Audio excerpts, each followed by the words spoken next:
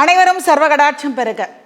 தான் தோன்றி ருத்ர ஸ்ரீ ஷீரடி சாய்பாபா புவனேஸ்வரி சேத்திரத்திலிருந்து இந்த பதிவு உங்களுக்காக.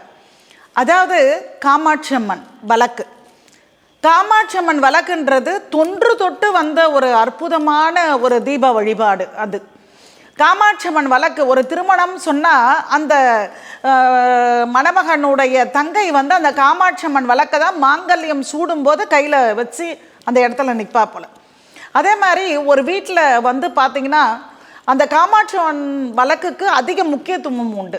ஆனால் அந்த வழக்கை பொருத்துவதனால என்ன பலன், ஏன் அந்த காமாட்சி வழக்குக்கு அவ்வளோ ஒரு மகத்துவம் அப்படிங்கிறத பற்றி தான் பார்க்க போகிறோம். நார்மலாகவே பார்த்தீங்க அப்படின்னா பூஜை சாமான்களை வந்து பார்த்திங்கன்னா வெள்ளி செவ்வாய் தேய்க்கக்கூடாது. ஆனால் இந்த காமாட்சி அம்மன் வழக்கை புதன்கிழமை தேய்க்கக்கூடாது.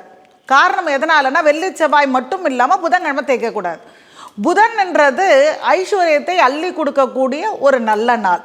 சொல்லுவாங்க இல்லையா, பெண் கிடைத்தாலும் கிடைக்கும், புதன் கிடைக்காது அப்படின்வாங்க. அதாவது ஒரு பெண்ணை பார்க்குறோம் அப்படின்னா அந்த பெண்ணை கூட நம்ம முடிச்சுக்கலாம், இல்லை பொண்ணை வாங்குறோன்னா அது கூட நம்ம வாங்கிட முடியும். ஆனால் அந்த புதன்ன்றது அது வரும்போது தான் அப்படிங்கிறதுக்காக அந்த ஒரு வார்த்தையை சொல்லுவாங்க. அந்த நாளில் இந்த காமாட்சி அம்மன் வழக்கை தேய்க்கக்கூடாது. மற்ற நாட்களில் நீங்கள் தேய்க்கலாம். அப்போது காமாட்சி அம்மன் வழக்கு வெள்ளி செவ்வாய் குறிப்பாக வழிபாடு ரொம்ப உகந்தது.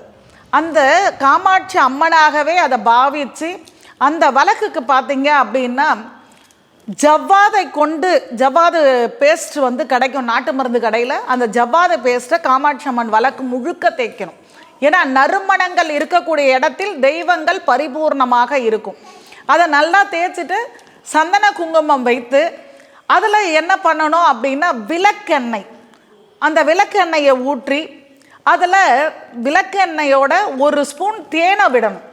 தேனை விட்டு நீங்கள் சிகப்பு திரி, அந்த சிகப்பு திரியை ரெடி பண்ணுறதுக்கு திரி கிடச்சா பாருங்கள், இல்லைனா குங்குமத்தை நல்லா தேய்ச்சி அந்த சிகப்பு திரியை ரெடி பண்ணி வச்சுக்கோங்க. இந்த சிகப்பு திரியை பொருத்தணும்.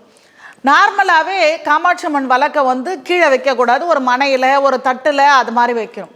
ஆனால் நான் சொல்லக்கூடிய முறையில் செய்யும்போது உங்களுக்கு பலன் அதிகம். அந்த அம்பாளுடைய அனுகிரகம் ரொம்ப பரிபூர்ணம். ஒரு அம்பாலை நீங்கள் எப்படி அலங்காரம் பண்ணுவீங்க? நல்ல ஒரு பாவாடையை கட்டி இருக்கிற நகைகளை போட்டு என்ன புஷ்பங்கள் இருக்கோ அதை வச்சு அலங்காரம் பண்ணுவோம். அதே மாதிரி தான் இந்த காமாட்சி அம்மன் வழக்கை பதி வழக்கு மாதிரி அலங்காரம் பண்ணணும். எப்படி அப்படின்னா மாயிலைகளை கொண்டு, இப்போ இந்த வழக்கு வைக்கிறீங்க அப்படின்னும் போது ஒரு தாம்பாளத்தட்டு இருக்குன்னா அந்த தாம்பாளத்தட்டை சுற்றி மாயிலைகளை வந்து பரப்பி அதுக்கு சந்தன குங்குமம் வைத்து அதனுடைய நடுப்பகுதியில் இந்த காமாட்சி அம்மன் வழக்கு வைத்து பூவை கொண்டு அலங்காரம் செய்து நீங்கள் பண்ணணும். அந்த வழக்கை பொருத்தும் போது அதாவது வந்து பார்த்தீங்கன்னா சர்வ மங்கள மாங்கல்யே சிவே சர்வாத்திர சாதகே சரண்யே திருநம்பிகே கௌரி நாராயணி நமஸ்துதே அப்படின்னு சொல்லி அந்த தீபத்தை வந்து பொருத்தணும். பொருத்தி உங்கள் கோரிக்கையை அந்த காமாட்சி அம்மன் வழக்கில் சொல்லும்போது அந்த வழக்கினுடைய சுடராகப்பட்டது எந்த பக்கம் சாயுதோ, வலதுபுறமாக சாய்ந்தால், அந்த சுடர் வலதுபுறமாக சாய்ந்தால் நீங்கள் என்ன கோரிக்கை வச்சிங்களோ அந்த கோரிக்கை நிறைவேறும்னு அர்த்தம். இடதுபுறமாக சாய்ந்தால் இப்போதைக்கு அதை நடக்க வாய்ப்பு இல்லை, அப்புறமாக நடக்கும்னு அர்த்தம். இல்லை நாலா பக்கம் சுழலுது அப்படின்னா காரியத்தடை இருக்குன்னு அர்த்தம். ஏன்னா காமாட்சி அம்மன் வழக்குன்றது ஒரு பதி வழக்கு. வழக்குக்கிட்ட நம்ம பேசுகிறோன்னா அந்த வழக்கு நம்மளுக்கு பதில் சொல்லும்.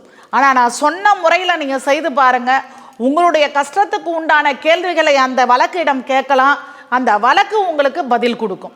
இந்த முறையை பயன்படுத்துங்க, வாழ்க்கையை வளப்படுத்துங்க, நலப்படுத்துங்க. இந்த ஒவ்வொரு காரியத்தையும் தெரிந்து செய்யும் போது அளப்பரிய பலனை அடையலாம். ஜெய் சாய்ராம்.